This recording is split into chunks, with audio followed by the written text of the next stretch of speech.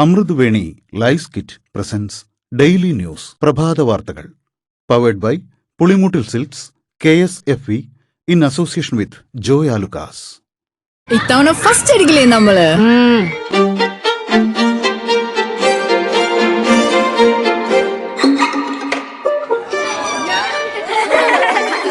കുട്ടികൾക്കൊക്കെ പെയിൻ ശല്യം ഉണ്ടാകും. അതുകൊണ്ട് ലൈസ് കിറ്റ് ഉപയോഗിച്ച് ക്ലാസ്സിൽ വരാൻ പ്രത്യേകം ശ്രദ്ധിക്കണം. ലൈസ് കിറ്റ് ലൈസ് റിമൂവർ പെയിൻ ശല്യത്തിൽ നിന്നും ഉടനടി ആശ്വാസം. നമസ്കാരം, ഞാൻ ഡേസി ബിജു. ഡെയിലി ന്യൂസിന്റെ പ്രഭാത വാർത്തകളിലേക്ക് സ്വാഗതം. ഇന്ന് ഏപ്രിൽ 7 ചൊവ്വാഴ്ച. ഇറാനെ ഒറ്റ രാത്രി കൊണ്ട് ഇല്ലാതാക്കുമെന്നും ചിലപ്പോൾ ആ രാത്രി നാളെ ആയേക്കാമെന്നും അമേരിക്കൻ പ്രസിഡന്റ് ഡൊണാൾഡ് ട്രംപ്. വെടിനിർത്തൽ നിർദ്ദേശം ഇറാൻ തള്ളിയതിന് പിറകെയാണ് ഭീഷണി. ഹോർമുസ് ഇന്ന് പൂർണ്ണമായും തുറക്കണം, അന്ത്യശാസന സമയം ഇനി നീട്ടില്ല. അമേരിക്കൻ ജനതയെ അഭിസംബോധന ചെയ്യവെയാണ് ട്രംപ് ഭീഷണി മുഴക്കിയത്.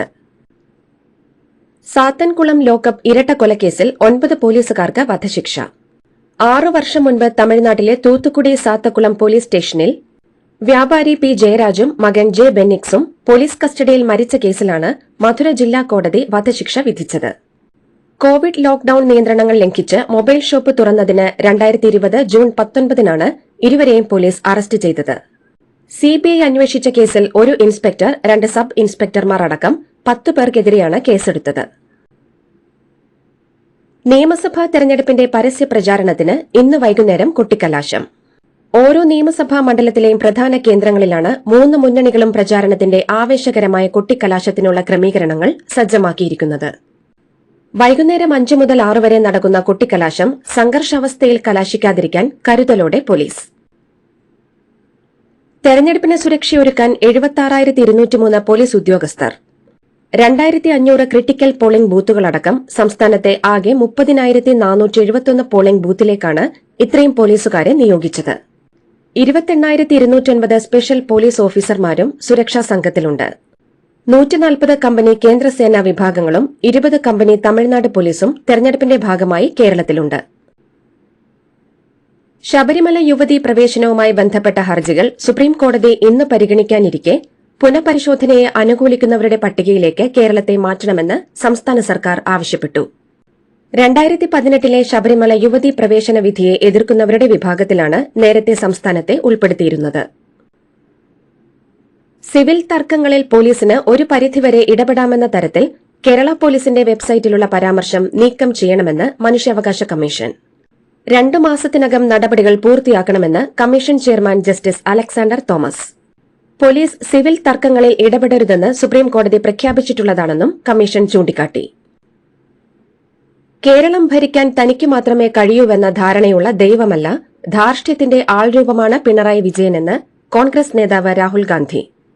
തൃശൂർ മാളയിലെ തെരഞ്ഞെടുപ്പ് പ്രചാരണ സമ്മേളനത്തിൽ സംസാരിക്കുകയായിരുന്നു അദ്ദേഹം.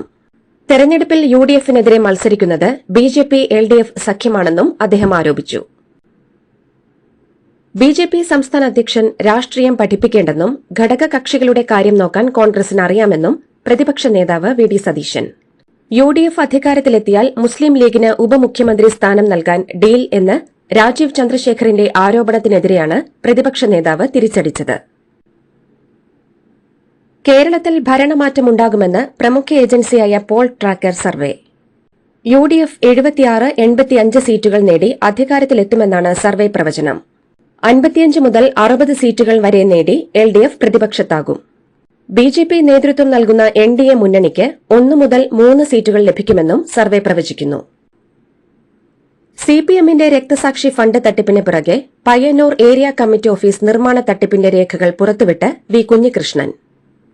സഹകരണ ജീവനക്കാർ നൽകിയ 70 ലക്ഷം രേഖകളിൽ ഇല്ല, വരവിനേക്കാൾ കവിഞ്ഞ ചെലവ് രേഖപ്പെടുത്തി. 42,337 രൂപ പാർട്ടിക്ക് കടമെന്ന് വരുത്തി. മിനിറ്റ്സ് ബുക്ക് TI മധുസൂദനൻ കടത്തിയെന്നും 35 ലക്ഷം രൂപ ധനരാജ് ഫണ്ടിൽ നിന്ന് വകമാറ്റിയെന്നും V കുഞ്ഞികൃഷ്ണൻ ആരോപിച്ചു. ആറന്മുളയിലെ LDF സ്ഥാനാർത്ഥി ആരോഗ്യമന്ത്രി വീണ ജോർജിനെതിരെ പ്രചാരണവുമായി ആശാ സമരസമിതി പ്രവർത്തകർ. ആശാ സമരസമിതി പ്രവർത്തകർക്ക് നൽകിയ വാഗ്ദാനങ്ങൾ പാലിക്കാൻ സർക്കാർ തയ്യാറാകാഞ്ഞതിൽ പ്രതിഷേധിച്ചാണ് ആശമാർ എത്തിയത്. വട്ടിയൂർക്കാവ് മണ്ഡലത്തിലെ പ്രമുഖ വ്യക്തികളുമായി കേന്ദ്രമന്ത്രി S ജയശങ്കർ നടത്തിയ ഓൺലൈൻ കൺവെൻഷനിടെ സ്ഥാനാർത്ഥി ശ്രീലേഖ ഇറങ്ങിപ്പോയി. ഓൺലൈനായി ചടങ്ങ് ഉദ്ഘാടനം ചെയ്ത ജയശങ്കർ തന്റെ പേര് പറയാത്തതിലെ അസ്വാരസ്യം പ്രകടമാക്കിയാണ് ശ്രീലേഖ വേദി വിട്ടത്. പിന്നീട് നേതാക്കളും പ്രവർത്തകരും അനുനയിപ്പിച്ചാണ് ശ്രീലേഖ തിരികെ എത്തിയത്. കണ്ണൂരിൽ കെ സുധാകരനെ സ്ഥാനാർത്ഥിയാക്കരുതെന്നാവശ്യപ്പെട്ട് എഐസിസി അധ്യക്ഷന് കത്തു നൽകിയെന്ന പ്രചാരണം നുണ ബോംബാണെന്ന് കെപിസിസി പ്രസിഡന്റ് സണ്ണി ജോസഫ്.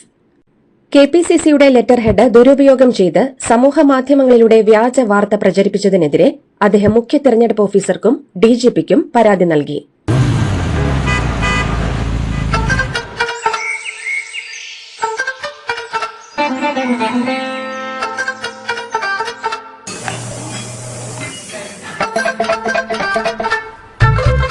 എല്ലാവർക്കും വന്നു ഡാൻഡ്രഫ്, എന്തു ചെയ്യും ചേട്ടാ? പേടിക്കണ്ട, ഇവിടുണ്ടല്ലോ ഡാൻഡ്രോഫിറ്റിൻ ഓയിൽ. ഉടനടി മാറും താരൻ, ഉപയോഗിക്കൂ വേഗം. Amritveni Dandroquet, the ultimate dandruff solution. UDF അധികാരത്തിൽ വന്നില്ലെങ്കിൽ രാഷ്ട്രീയ വനവാസത്തിന് പോകുമെന്ന പ്രതിപക്ഷ നേതാവ് വി ഡി സതീശന്റെ പ്രസ്താവന ഭരണം ലഭിച്ചില്ലെങ്കിൽ നടപ്പാക്കേണ്ടി വരുമെന്നും അങ്ങനെയൊരു സാഹചര്യം ഉണ്ടാകില്ലെന്നും മുൻ കെപിസിസി പ്രസിഡന്റ് കെ സുധാകരൻ. നാട്ടികയിലെ എൽഡിഎഫ് സ്ഥാനാർത്ഥി ഗീതാ ഗോപിയെ അപകീർത്തിപ്പെടുത്തുന്ന തരത്തിൽ വാട്സ്ആപ്പ് സന്ദേശം പ്രചരിപ്പിച്ചതിന് ബിജെപി സ്ഥാനാർത്ഥി സി മുകുന്ദന്റെ പേഴ്സണൽ സ്റ്റാഫ് അസ്ഹർ മജീദിനെ അറസ്റ്റ് ചെയ്തു. സൈബർ ആക്രമണങ്ങൾക്കെതിരെ പാലക്കാട്ടെ എൻഡിഎ സ്ഥാനാർത്ഥി ശോഭ സുരേന്ദ്രൻ തെരഞ്ഞെടുപ്പ് കമ്മീഷന് പരാതി നൽകി. വിദേശത്തിരുന്ന് സൈബർ ആക്രമണം നടത്തുന്നവരെ അടക്കം നിയമത്തിന് മുന്നിൽ കൊണ്ടുവരുമെന്നും എൻഡിഎ സ്ഥാനാർത്ഥി കൂട്ടിച്ചേർത്തു. പൂതൃക്ക പഞ്ചായത്ത് പ്രസിഡന്റ് പൂജ ജോമോൻ രാജിവെച്ച സംഭവത്തിൽ പ്രതികരിച്ച് 2020 chief coordinator Sabu M Jacob. അവിടെ ഒരു ഡീൽ നടന്നുവെന്നും എങ്ങനെ പണമിറക്കി തെരഞ്ഞെടുപ്പ് അട്ടിമറിക്കാമെന്ന് കോൺഗ്രസ് തെളിയിച്ചുവെന്നും സാബു എം ജേക്കബ് ആരോപിച്ചു. താൻ 2020ൽ നിന്നോളാമെന്നും ബിജെപി പരിപാടിക്ക് പോകില്ലെന്നും പൂജ നേരത്തെ പറഞ്ഞിരുന്നുവെന്നും സാബു ജേക്കബ് പറഞ്ഞു. പേരാമ്പ്രയിലെ എൽഡിഎഫ് സ്ഥാനാർത്ഥി ടി പി രാമകൃഷ്ണന്റെ വിവാദ ജീപ്പ് അനൌൺസ്മെന്റിൽ പെരുമാറ്റച്ചട്ടലംഘനം കണ്ടെത്താൻ കഴിഞ്ഞിട്ടില്ലെന്ന് ജില്ലാ കളക്ടർ. എന്നാൽ വിഷയത്തിൽ നിയമപോരാട്ടം നടത്താൻ ആലോചിക്കുകയാണ് യുഡിഎഫ് നേതൃത്വം. കഴിഞ്ഞ ലോക്സഭാ തെരഞ്ഞെടുപ്പിൽ ബിജെപി സ്ഥാനാർത്ഥി സുരേഷ് ഗോപിയുടെ വിജയത്തിനായി വോട്ട് മറിക്കാൻ 8 കോടി രൂപ വാങ്ങിയെന്ന നാട്ടികയിലെ മുൻ കോൺഗ്രസ് പ്രവർത്തകൻ പി കെ ഫിറോസിന്റെ ആരോപണത്തിനെതിരെ നിയമ നടപടിയുമായി യുഡിഎഫ് സ്ഥാനാർത്ഥി ടി എൻ പ്രതാപൻ. 10 കോടി രൂപ നഷ്ടപരിഹാരം ആവശ്യപ്പെട്ട് പ്രതാപൻ വക്കീൽ നോട്ടീസ് അയച്ചു. സംസ്ഥാനത്ത് ഭരണമാറ്റമാണ് നല്ലതെന്നും അധികാര തുടർച്ച സെൽ ഭരണത്തിലേക്ക് നയിക്കുമെന്നും ബിജു പ്രഭാകർ IAS. കഴിവില്ലാത്തവരെ മാത്രം തെരഞ്ഞെടുപ്പ് മന്ത്രിമാരാക്കിയതാണ് രണ്ടാം പിണറായി സർക്കാരിനുണ്ടായിരുന്ന പ്രശ്നം. ഇനി കോൺഗ്രസിനൊപ്പം സജീവമാകുമെന്നും ബിജു പ്രഭാകർ വ്യക്തമാക്കി. കാഞ്ഞങ്ങാട് നെഹ്റു കോളേജിൽ വോട്ട് ചോദിക്കാനെത്തിയ യുഡിഎഫ് സ്ഥാനാർത്ഥി സന്ദീപ് വാര്യരെ എസ്എഫ്ഐ പ്രവർത്തകർ ആക്രമിച്ചതായി പരാതി. വോട്ട് ചോദിക്കാൻ കോളേജിലെത്തിയപ്പോൾ തടയുകയും പിടിച്ചു തള്ളുകയും ചെയ്തുവെന്ന് സന്ദീപ് വാര്യർ ആരോപിച്ചു. പാക് ഭീകര സംഘടനകളുമായി ചേർന്ന് ഇന്ത്യയിൽ സ്ഫോടനത്തിന് പദ്ധതിയിട്ട 7 പേരെ അറസ്റ്റ് ചെയ്തു. 5 പേരെ ഡൽഹി പോലീസും 3 പേരെ പഞ്ചാബ് പോലീസുമാണ് പിടികൂടിയത്. ഡൽഹിയിൽ ഇവർ ടോയ് കാർ സ്ഫോടനത്തിന് പദ്ധതിയിട്ടെന്ന് പോലീസ് പറയുന്നു. ഡൽഹി നിയമസഭാ സമുച്ചയത്തിലേക്ക് കാർ ഓടിച്ചു കയറ്റിയയാൾ പിടിയിൽ. ഡൽഹി സ്വദേശിയായ സരബ്ജിത്ത് സിംഗാണ് കസ്റ്റഡിയിലായത്. മുഖംമൂടി ധരിച്ചെത്തിയ ഇയാൾ തന്റെ വെളുത്ത സിയാസ് കാർ ബാരിക്കേഡുകൾ തകർത്ത് നിയമസഭാ വളപ്പിലേക്ക് അതിവേഗത്തിൽ ഓടിച്ചു കയറ്റുകയായിരുന്നു. തെരഞ്ഞെടുപ്പിന് മുന്നോടിയായി ബിജെപി മറ്റൊരു പഹൽഗാം ആക്രമണത്തിന് പദ്ധതിയിടുന്നുണ്ടോ എന്ന വിവാദ ചോദ്യവുമായി പശ്ചിമബംഗാൾ മുഖ്യമന്ത്രി മമതാ ബാനർജി. ബിജെപിയുടെ പക്കൽ ഇതിനായി വല്ല ബ്ലൂ പ്രിന്റും തയ്യാറാണോ എന്നും അവർ ചോദിച്ചു. കൊൽക്കത്തയെ ആക്രമിക്കുമെന്ന പാകിസ്ഥാൻ പ്രതിരോധ മന്ത്രി ഖ്വാജ ആസിഫിന്റെ ഭീഷണിക്ക് മറുപടി നൽകാത്ത പ്രധാനമന്ത്രി നരേന്ദ്രമോദിയെ വിമർശിച്ച് തൃണമൂൽ കോൺഗ്രസ് ജനറൽ സെക്രട്ടറി അഭിഷേക് ബാനർജി. മമതാ ബാനർജിയും ഇന്ത്യ സഖ്യവും കേന്ദ്രത്തിൽ അധികാരത്തിൽ വന്നാൽ ഭീഷണി മുഴക്കിയവരുടെ വീട്ടിൽ കയറി വധിക്കുമെന്ന് അഭിഷേക് ബാനർജി പ്രഖ്യാപിച്ചു. മുഖ്യ തെരഞ്ഞെടുപ്പ് കമ്മീഷണർ ഗ്യാനേഷ് കുമാറിനെ ഇംപീച്ച് ചെയ്യാൻ പ്രതിപക്ഷം നൽകിയ നോട്ടീസ് രാജ്യസഭാ അധ്യക്ഷൻ CP രാധാകൃഷ്ണനും ലോക്സഭാ സ്പീക്കർ ഓം ബിർളയും തള്ളി. ഇത്തവണ ഫസ്റ്റ് അടിക്കില്ലേ നമ്മള്?